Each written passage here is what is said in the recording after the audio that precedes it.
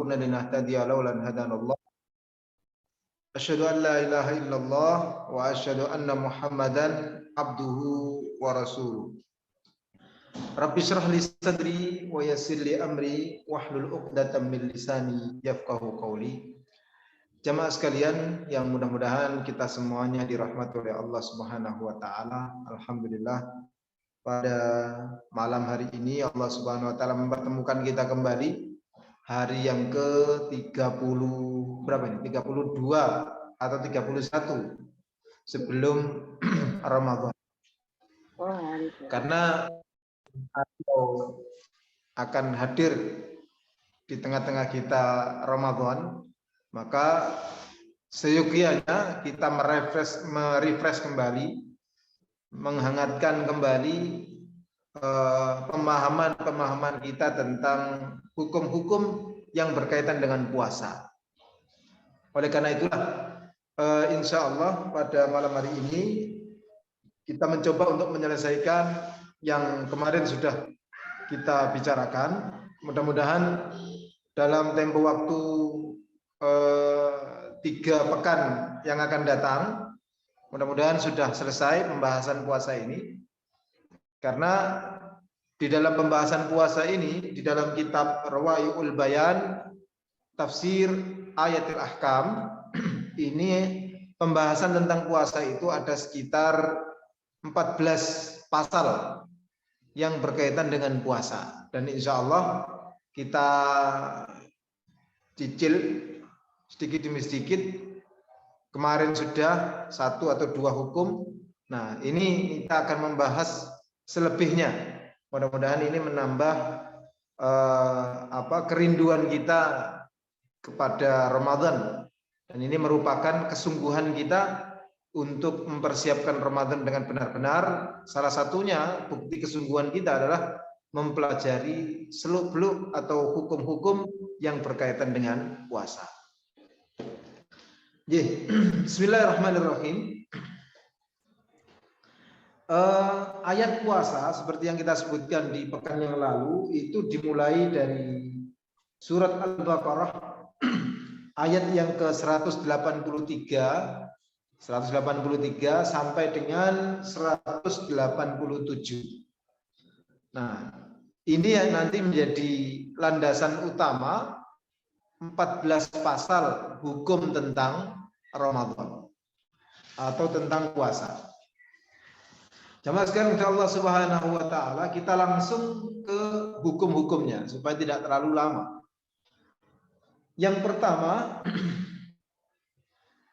A'udzubillahi minasyaitonirrajim. Ya ayyuhalladzina amanu kutiba alaikumusiyam kama kutiba alal ladzina min qablikum la'allakum tattaqun. Tersebut di dalam surat ini yang 183 itu as-siyam, kutiba, wajibkan.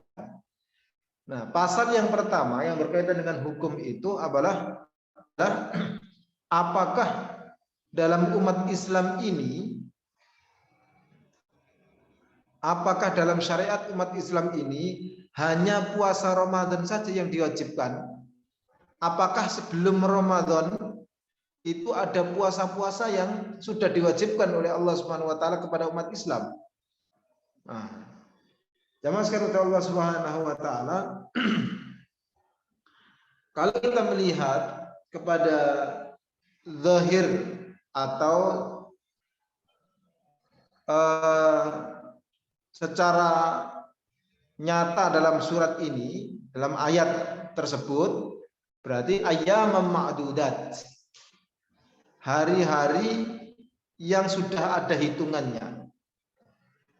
Nah, inilah yang diwajibkan oleh Allah Subhanahu wa taala di dalam umat Islam atau kepada umat Islam, dan tidak ada puasa-puasa yang lain sebelum Ramadan yang diwajibkan kepada umat Islam.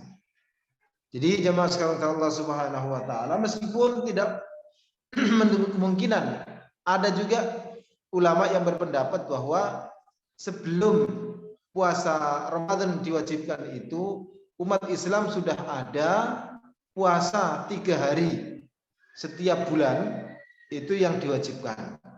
Nah, setelah datangnya kewajiban Ramadan, maka puasa 3 hari tersebut di cancel, dijadikan sunnah, sementara yang wajib adalah puasa Ramadan.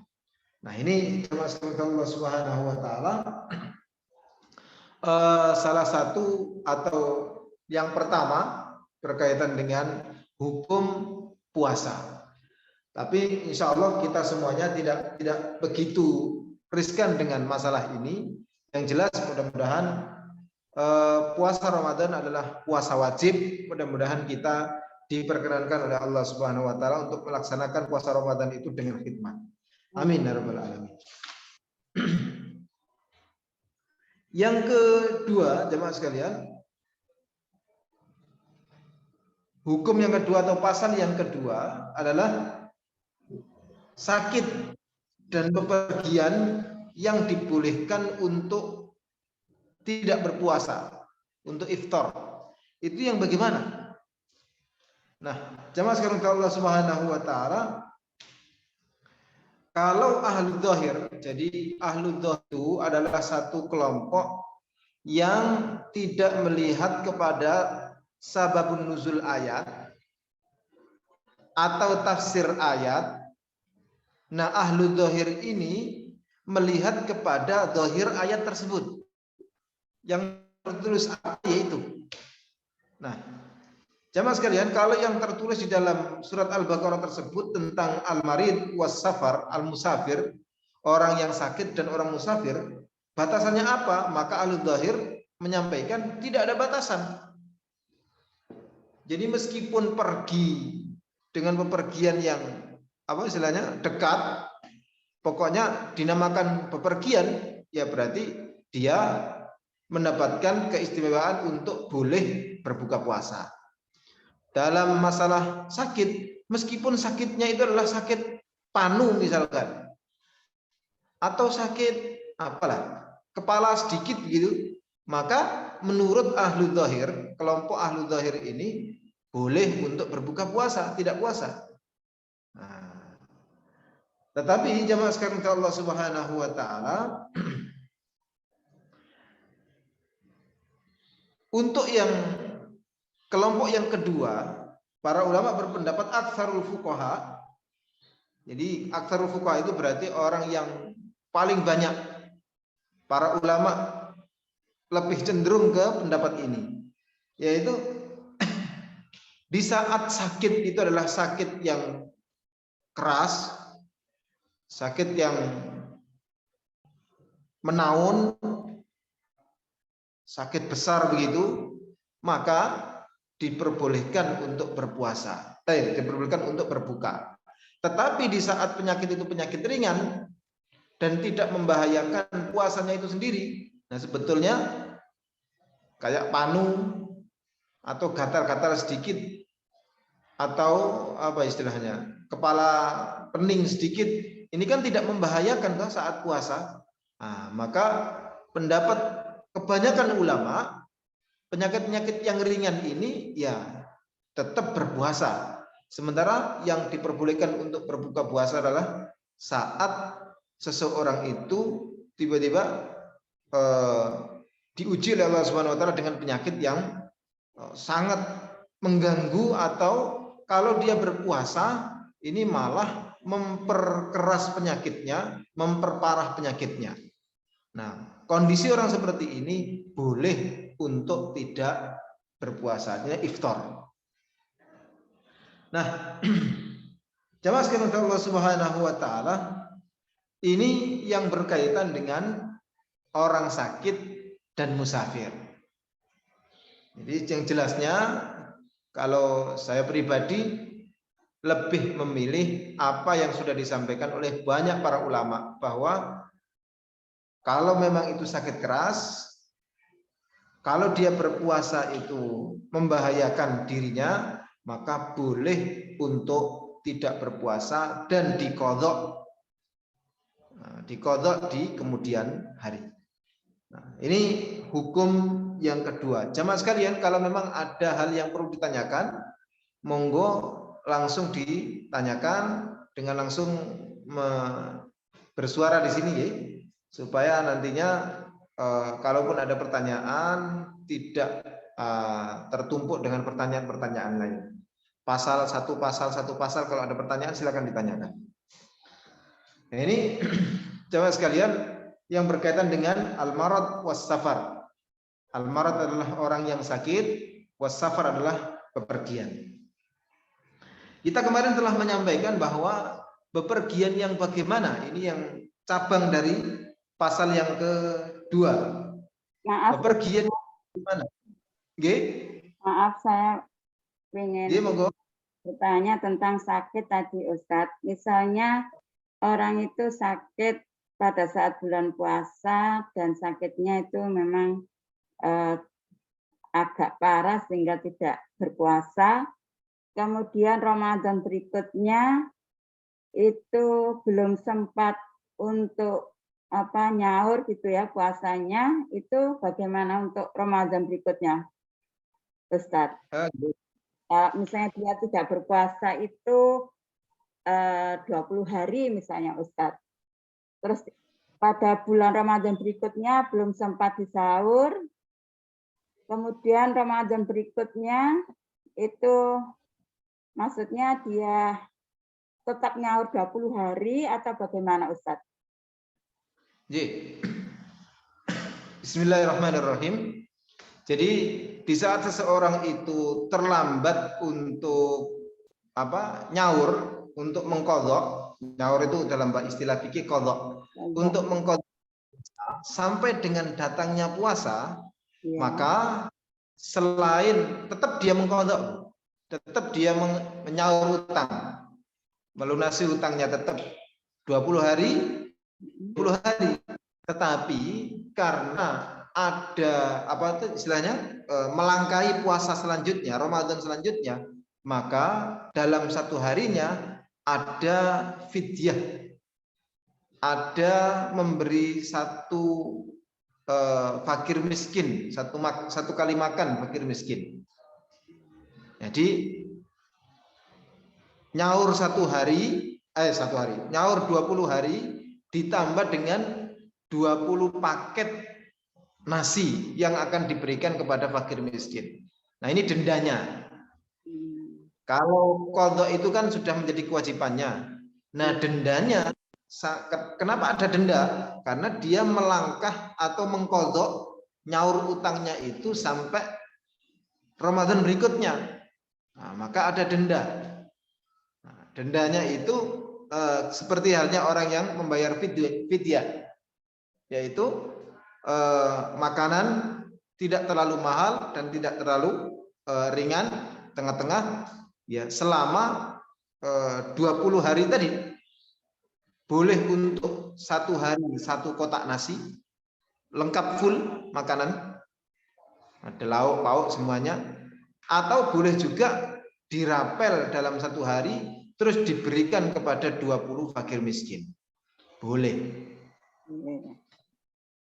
Boleh juga misalnya dengan kesulitan untuk diberikan atau tidak punya data fakir miskin, boleh juga diuangkan, misalkan 10.000 begitu, berarti 10.000, 200.000, 20 hari, dititipkan ke orang, mohon ini adalah uang saya untuk fidyah, atau dititipkan ke lembaga sosial, LAS begitu, lembaga amil zakat, boleh seperti itu. Nah, jadi pembayaran fidyahnya, dendanya itu lebih fleksibel, ya, boleh dibayar sendiri per hari atau diakumulasikan, dikumpulkan begitu, terus diberikan kepada 20 fakir miskin, atau per hari, monggo silakan. Yang jelas selain qadha, kalau sudah melangkah atau istilahnya orang Jawa kepancal menemui Ramadan selanjutnya, berarti tidak hanya qadha tetapi ada denda, ada fidyahnya ditambah satu fidyah tadi. Saya kira itu. Maaf Ustadz, Wallahu a'lam. Melangkahnya 2 kali Ramadan gitu bagaimana Ustadz? Melangkahnya 2 kali Ramadan. Ya, Bismillah, insya Allah tetap seperti itu. Tetap bukan di 2 kali kan. 20 hari dengan 40 kali ini ya, memberi makan fakir miskin gitu. Gitu Pak Ustaz. Enggak. Gimana Pak Ustaz? Enggak, tetap 20. Oh, tetap 20 nggih, nggih. 20 hari. Insyaallah. Oh, gitu. Jadi 20 hari terus 20 kotak nasi diberikan kepada fakir miskin. Wallahu a'lam bishawab. Tapi yang jelas mudah-mudahan kalau kita ada hutang, mudah-mudahan sebelum Ramadan berikutnya sudah lunas. Sehingga tidak ada tanggungan apapun, tidak ada beban apapun saat Ramadan itu. Insya Allah seperti itu. Mudah-mudahan dimudahkan Bu. Saya tidak tahu siapa yang mudah-mudahan dimudahkan. Amin ya rabbal alamin. Bismillah. Kita tadi menyampaikan terus bepergian yang boleh itu boleh tidak berpuasa itu bagaimana? Nah, jamaah sekarang untuk Allah Subhanahu wa taala, bepergian yang boleh untuk tidak berpuasa adalah bepergian yang mubah. Apa bepergian yang mubah itu? Yaitu bepergian dengan tujuan yang baik. Tujuan yang baik ya, mau kemana? Mau silaturahim ke keluarga yang di Jakarta, misalkan dari Gresik. Nah, boleh untuk tidak berpuasa di perjalanan itu. Mau kemana? Mau ada urusan penting berkaitan dengan hajat hidup orang banyak, mungkin tugas negara atau tugas kantor, bepergian, boleh untuk tidak berpuasa. Tapi kalau bepergiannya itu adalah bepergian yang haram, maka tidak boleh. Mau kemana? La samahallah, na'udzubillah, tsumma na'udzubillah. Ke sana lu. Kemang. Astagfirullahaladzim. Tidak boleh. Sama-sama Jakartanya kan, Kemang kan Jakarta juga. Tapi yang satu adalah ke Jakarta silaturahim, yang kedua ya Jakarta naudzubillah tsumma naudzubillah, Jakarta ke Kemang, ke prostitusi. Nah, ini tidak boleh. Yang kedua tidak boleh. Kenapa? Karena tujuan dari safar tersebut yang dituju adalah sesuatu yang haram, jadi tidak boleh. Tidak boleh untuk mengambil keringanan untuk tidak berpuasa. Ya. Tapi ya kalau logika ini kan para ulama yang menyampaikan berpendapat seperti itu. Tapi kalau memang secara logika ya, masa ada orang yang bermaksiat terus masih memikirkan kebaikan? Ya, tapi begitulah detailnya para ahli fikih itu menyampaikan pendapat yang diharapkan sesuai dengan syariat. Maka kalau safar itu, bepergian itu untuk sesuatu yang baik, maka boleh untuk berbuka, tidak puasa dan diqadha di lain hari.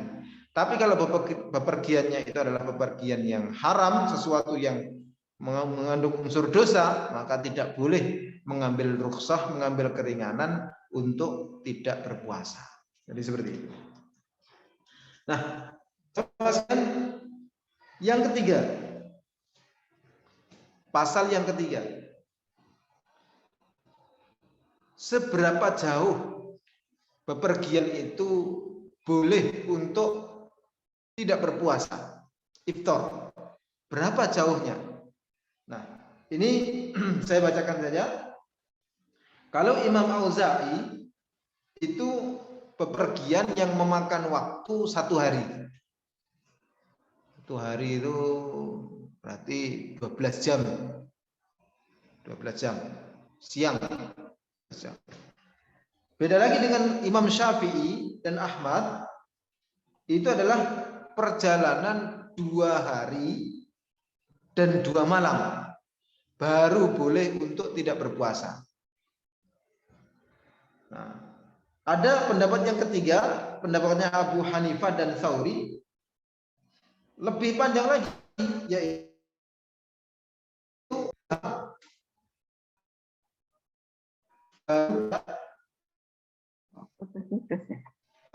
berpuasa, mengambil untuk tidak berpuasa. Nah, jamaah sekalian Allah Subhanahu wa taala, yang bisawab, penulis kitab Rawail Bayan ini lebih cenderung ke pendapatnya Imam Syafi'i. Bagaimana pendapat Imam Syafi'i tadi? Pendapat Imam Syafi'i itu merujuk kepada di saat seseorang itu bepergian dan dia sudah ada keringanan untuk sholat qashar dan jamak, maka diperbolehkan juga untuk mengambil keringanan tidak berpuasa. Nah, jadi jamaah sekalian Allah Subhanahu wa taala, kalau sudah seperti itu jamaah sekalian, maka safar itu meskipun berbeda-beda pendapat tadi ya, ada yang 2 hari, ada yang 1 hari toh, ada yang 2 hari 2 malam, ada yang 3 malam, 3 hari 3 malam. Nah, tapi kalau Imam Syafi'i itu yang pendapat awal tadi 2 jam 12 jam tadi, perjalanan 12 jam. Tetapi kalau ilahnya, karena kenapa kok 12 jam? Karena disitulah diperbolehkan untuk qashar dalam safar juga, dalam bepergian juga. Nah, kalau seperti itu berarti jamaah sekalian Allah Subhanahu wa taala, Imam Syafi'i lebih memilih kalau seseorang itu sudah diperbolehkan dalam safar itu untuk qashar, berarti diperbolehkan juga untuk berbuka, tidak berpuasa. Nah, berkaitan dengan safar ini, maka di saat seseorang itu mengalami kesulitan di dalam bepergian, ya maka boleh untuk tidak berpuasa. Tetapi di saat seseorang itu tidak mengalami kesulitan, meskipun jauh, maka ya disunahkan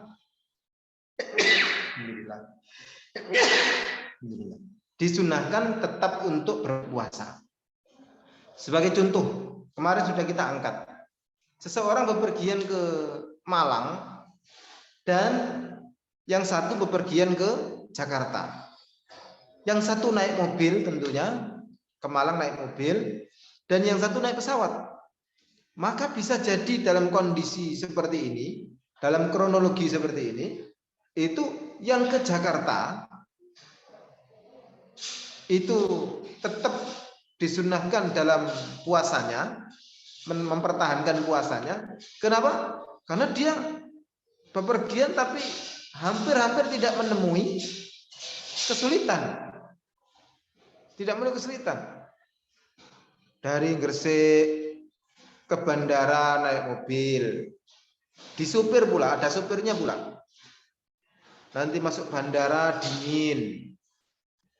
Naik ke pesawat juga nyaman. Pesawat nyaman. Nanti di sana dijemput pula. Jadi bisa jadi seseorang yang pergi ke Jakarta pun jauh kan, berapa kilometer itu sudah betul-betul diperbolehkan untuk mengambil keringanan baik sholat ataupun puasa.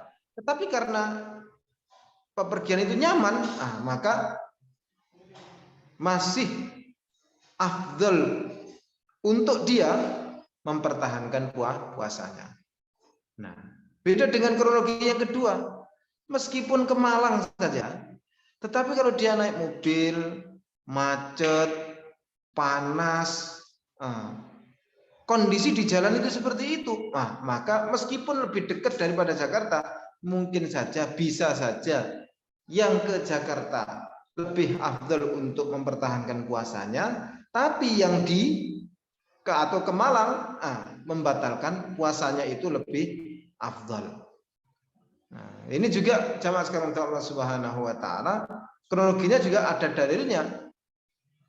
Dua-duanya di masa atau di zaman Rasulullah SAW. Saat Rasulullah SAW bepergian, terus melihat ada seorang sahabat yang dipayungi oleh sahabat yang lain supaya tidak kepanasan. Nah, Rasulullah SAW kaget dengan kondisi seperti itu. Loh, kenapa sahabatmu itu? Ya Rasulullah, dia sedang puasa. Rasulullah SAW menyampaikan bahwa dalam kondisi tersebut seperti itu, maka lebih utama kalau dalam safar itu menemui kesusahan, menemui kemelaratan, kecapean, maka ya batalkan saja puasanya. Jadi, tapi di kronologi yang lain, di kejadian yang lain, Rasulullah SAW bepergian tapi tetap mempertahankan puasanya. Nah, inilah yang menjadikan Al-Imam Asy-Syafi'i dan yang lainnya juga berpendapat kalau itu merujuk kepada safar, maka berarti dilihat safarnya. Dilihat bepergiannya, bagaimana kondisinya. Kalau kondisinya baik-baik saja, ya puasa itu afdal. Wa antasumu khairul lakum. Dan jika kalau berpuasa itu yang lebih baik bagimu. Tapi kalau di saat bepergian itu merasa kecapean karena berjalankah atau naik mobil perjalanan panas, kalau seperti itu, nah berarti mengambil keringanan untuk tidak berpuasa itu lebih afdal. Nah, ini jamaah sekalian Allah Subhanahu wa taala, hukum yang atau pasal yang ketiga. Pasal yang keempat, tidak berpuasa atau keringanan untuk tidak berpuasa bagi orang yang sakit dan musafir itu merupakan rukhsah, keringanan, atau azimah, atau suatu keharusan. Maka jumhur ulama itu berarti pendapat banyak para ulama menyatakan bahwa diperbolehkannya tidak berpuasa bagi musafir dan marid atau orang yang sakit itu adalah rukhsah, keringanan. Karena ini keringanan, maka ya tergantung situasi dari orang yang sakit tersebut. Meskipun dia sakit, tetapi dia yakin dalam dirinya, saya bisa melaksanakan puasa ini. Kalau seperti itu, jamaah sekalian, berarti yang lebih afdol dia adalah meneruskan puasanya. Tapi seandainya saat dia sakit itu, kalau dia berpuasa membahayakan puasanya atau membahayakan dirinya kalau berpuasa, atau kalau dia berpuasa itu nantinya sembuhnya akan lama, maka di saat kondisi seperti itu, maka iftar atau tidak berpuasa itu yang lebih bagus. Kenapa seperti itu? Karena sekali lagi puasa atau iftar, tidak berbuka puasa itu adalah sesuatu rukhsah. Nah, ya rukhsah itu keringanan bagi musafir dan orang yang sakit. Jadi bukan merupakan suatu kewajiban. Loro titik wajib untuk iftar, enggak begitu. Nah, ini hukum yang keempat, jemaah sekalian Allah Subhanahu wa taala. Berikutnya yang kelima. Ini sebetulnya yang kelima sudah kita sebutkan, tapi tidak apa-apa kita pertegas kembali. Bagi para ulama yang istilahnya berpendapat bahwa puasa iftar itu berbuka, tidak berpuasa saat Ramadan karena ada halangan musafir ataupun marid, kan mereka berpendapat ada yang rukhsah bahwa itu adalah keringanan. Terus, apakah mengambil keringanan itu lebih utama atau berpuasa?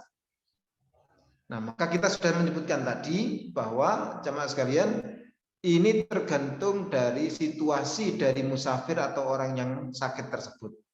Kalau memang safarnya dekat atau safarnya ini tidak terlalu susah untuk dijalankan, ya maka puasa itu lebih afdal. Tetapi kalau memang penyakitnya ini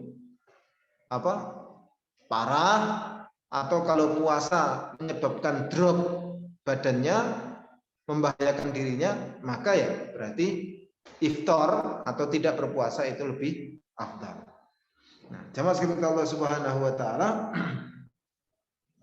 ini adalah hukum yang kelima. Kita mempercepat ya. Yang ke-6, apakah dalam nyaur hutang puasa mengqadha itu diharuskan berturut-turut atau boleh pisah-pisah, atau boleh ada tenggat-tenggat begitu? Nah, kita langsung jumhur saja. Jumhur itu berarti banyak dari para ulama menyatakan bahwa di saat mengqadha puasa atau menyaur hutang puasa itu boleh untuk tidak berurutan. Artinya sehari terus tidak, sehari lagi tidak, atau barangkali di keluarga ada kebiasaan untuk puasa Senin Kemis. Nah, berarti ikut berpuasa tapi niatnya niat mengqadha, nyaur hutang.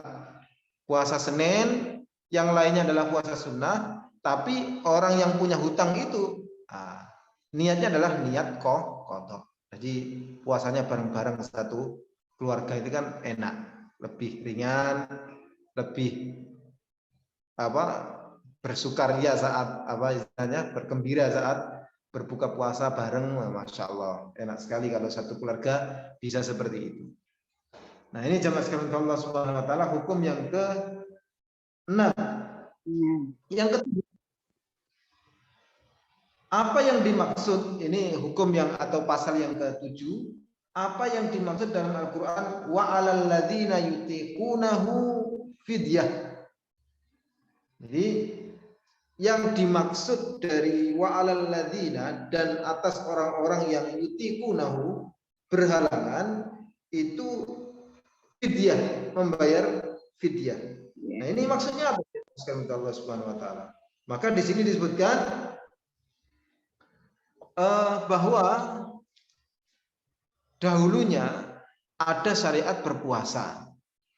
Nah, setelah datangnya kewajiban untuk puasa Ramadan, maka disinilah ada ketentuan siapapun dalam puasa Ramadan itu yang merasa kesulitan, maka boleh untuk membayar fidyah.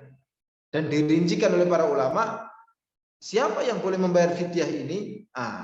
Salah satunya adalah orang yang tua, sudah tua, yang tidak bisa melaksanakan puasa Ramadan, atau orang yang sakitnya ini adalah sakit menaun, yang secara prediksi dokter sepanjang hidupnya dia akan sakit seperti itu. Prediksi dokter ya. Orang sudah tua terus sakit-sakitan. Nah, ini kan kapan sembuhnya? Wallahu alam. Kalau sesuai dengan prediksi dokter, ini lama ini. Nah, kalau sudah seperti itu jamaah sekalian Allah Subhanahu wa taala, maka kewajiban berpuasa itu berbalik atau berpindah, bukan ke puasanya tapi ke fidyahnya. Nah, kita sampaikan tadi, membayar fidyahnya itu boleh untuk per hari atau boleh dikumpulkan. Misalkan orang sakit menaun begitu kan, ya bisa dipastikan dengan izin Allah Subhanahu wa taala, bisa dipastikan 30 hari atau 29, tergantung puasanya berapa hari, Ramadannya berapa hari. Nah, kayak itu teknisnya mengeluarkan fidyahnya juga seperti yang kita sampaikan tadi. Boleh untuk 1 hari, dalam 1 hari itu diberikan semuanya 30 bungkus, atau per hari 1 bungkus supaya tidak terasa. Boleh saja, monggo silakan. Nah, jadi jamaah sekalian Allah Subhanahu wa taala, ini hukum yang ke-7 atau pasal yang ke-7. Saya kira ini nanti pembahasannya cukup di pasal yang ke-7 dulu. Insya Allah nanti kita akan meneruskan di pasal yang ke-8. Mudah-mudahan Allah Subhanahu wa taala memberikan kesehatan kepada kita semuanya, sehingga bisa tetap bertolabul ilmi. Barangkali ada yang perlu ditanyakan dari diskusi kita atau penyampaian kita, monggo silakan. Baik Ustaz, saya menanyakan yang poin 7 tadi ya. Kalau orang itu sudah tua, kemudian sakit-sakitan, dia memiliki kewajiban hanya membayar fidyah, tidak mengkodok puasanya ya, Ustaz? Enggak mengkodok, enggak enggak pakai. Kalau misalnya Ustaz, orang itu tidak tua, ya masih muda, tapi ada penyakitnya. Nah, penyakitnya itu juga mungkin menaun, seperti itu. Apakah orang tersebut memiliki kewajiban untuk mengqadha atau cukup dengan fidyah, Ustaz?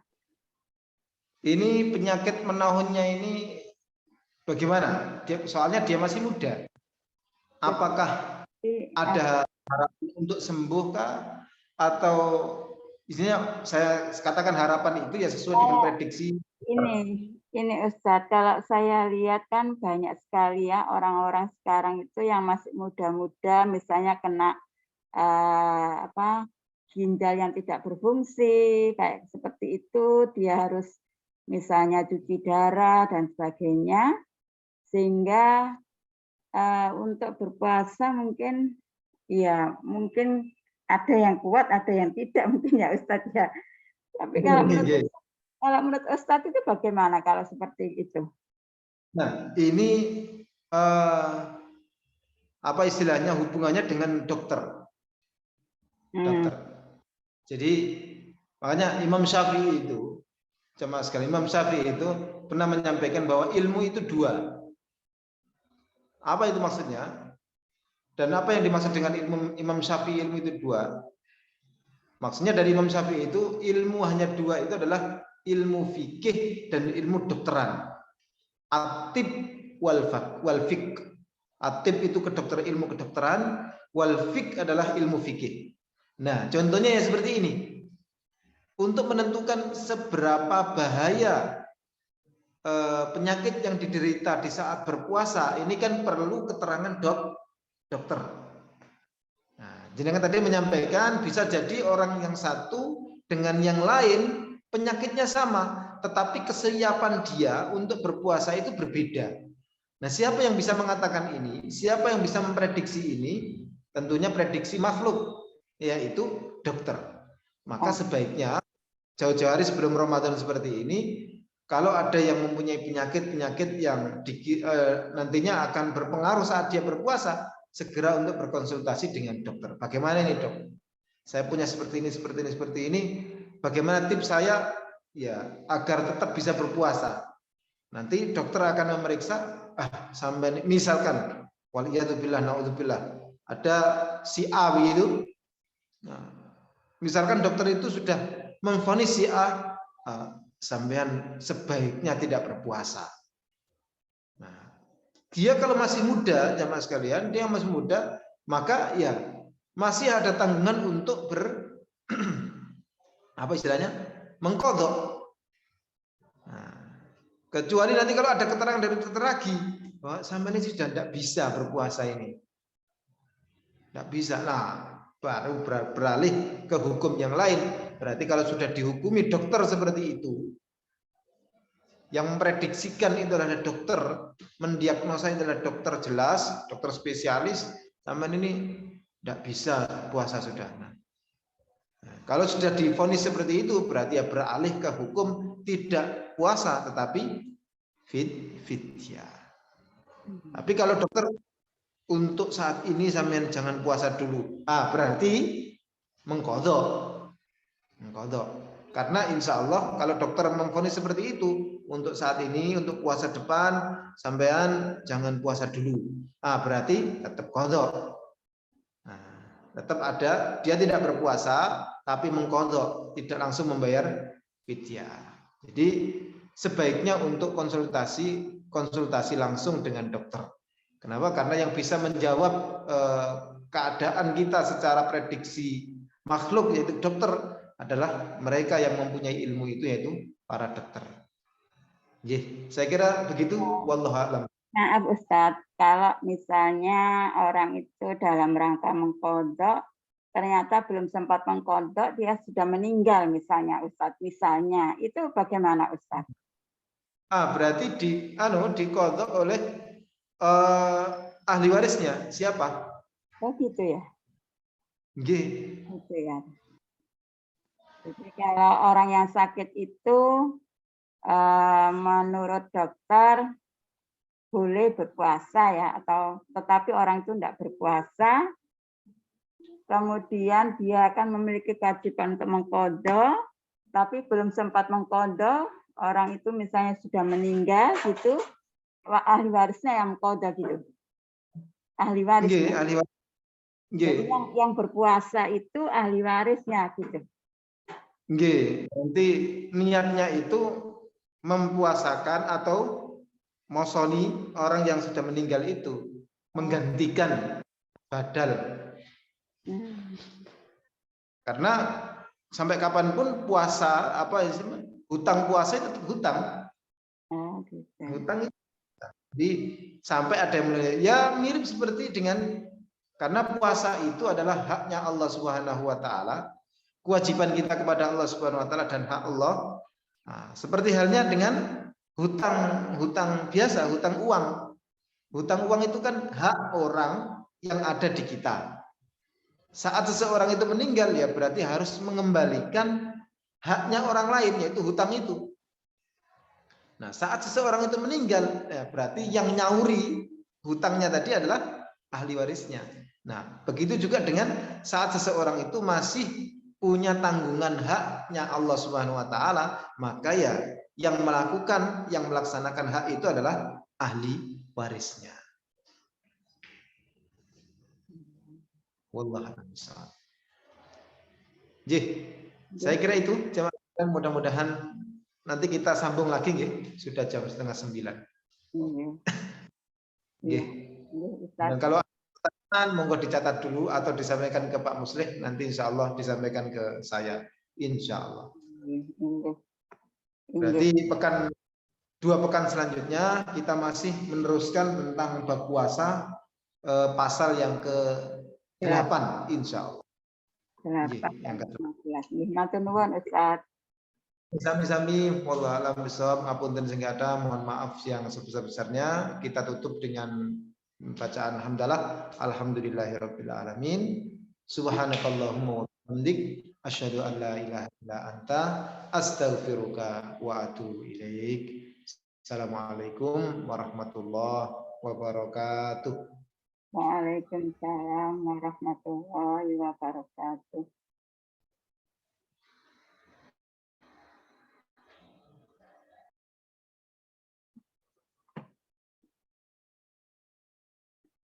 Mbak Susi sudah dari Jakarta ya?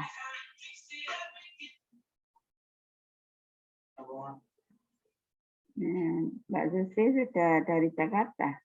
Terima kasih Pak Selamat, Mbak Susi. Mbak Susi ini kenapa ini Mbak Susi?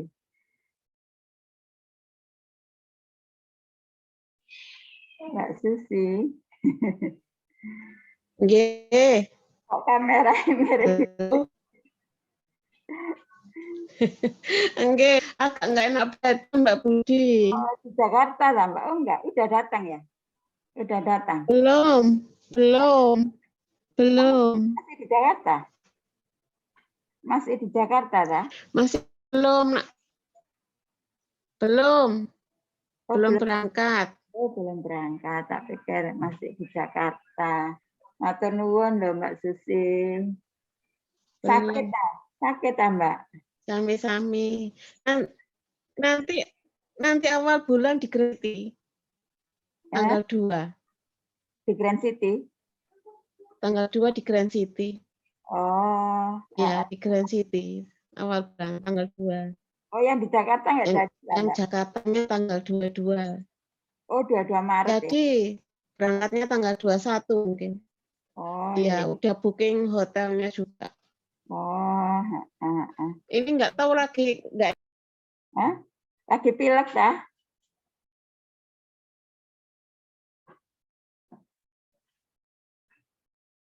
Lagi pilek dah, Mbak. Mbak Lagi Budi pilek. dalam. Lagi pilek dah. Iya, aku tuh kalau kena pilek kan agak awet karena ada polipnya kan di hidung sama sinusitis. Halo, Mbak Budi. Ya. Kok putus-putus ya? Dari tadi di tempat putus-putus ya Mbak Budi. Iya, di sini enggak itu. Di sini enggak. Nggak tahu di tempat tuh putus, bolak-balik itu putus lagi nyambung lagi, putus lagi nyambung lagi. Jadi dengerinnya nggak jenak.